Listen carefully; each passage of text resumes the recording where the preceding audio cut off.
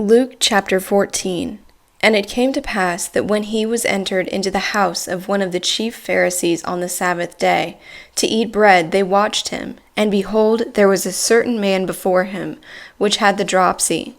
When Jesus, answering, spake unto the lawyers and Pharisees, saying, Is it lawful to heal on the Sabbath day? And they held their peace. Then he took them and healed them, and let them go.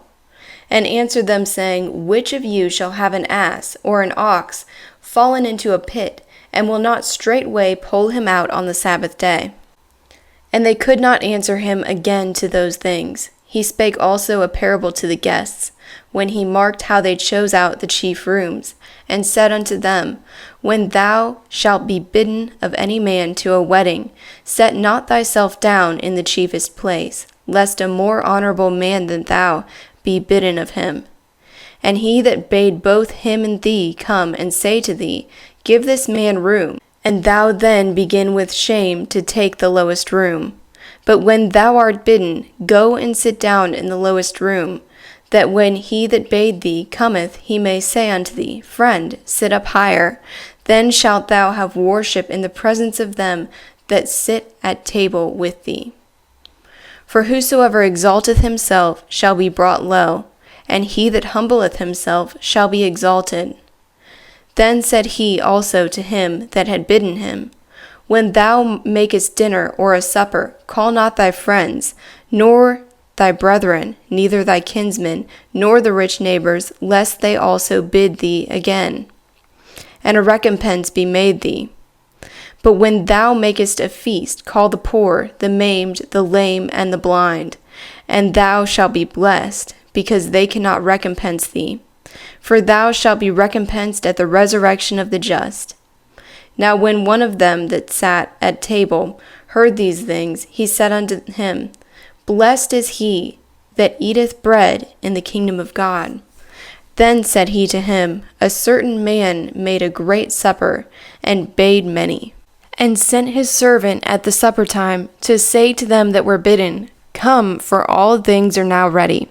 But they all with one mind began to make excuse. The first one said unto him, I have bought a farm, and I must needs go out and see it. I pray thee have me excused.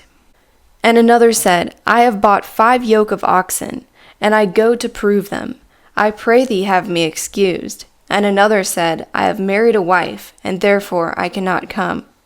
So that servant returned, and showed his master these things.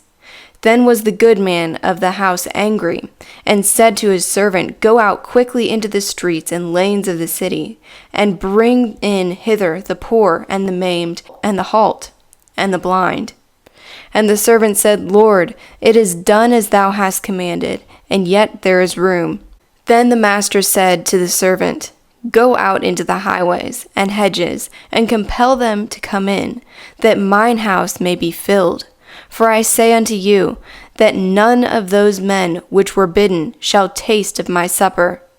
Now there went great multitudes with him, and he turned and said unto them, If any man come to me, and hate not his father and mother, and wife, and children, and brethren, and sisters, yea, and his own life also, he cannot be my disciple. And whosoever beareth not his cross, and cometh after me, cannot be my disciple. For which of you minding to build a tower, sitting not down before, and counteth the cost, whether he have sufficient to perform it? Lest that after he hath laid the foundation, and is not able to perform it, all that behold it begin to mock him, saying, This man began to build, and was not able to make an end. Or what king, going to make war against another king, sitteth not down first, and taketh counsel, whether he be able with 10,000 to meet him that cometh against him with 20,000? Or else while he is yet a great way off, he sendeth an ambassage, and desireth peace. So likewise, whosoever he be of you that forsaketh not all that he hath, he cannot be my disciple. Salt is good, but if salt have lost its favor, wherewith shall it be salted? It is neither meat for the land, nor yet for the dunghill, but men cast it out. He that hath ears to hear, let him hear.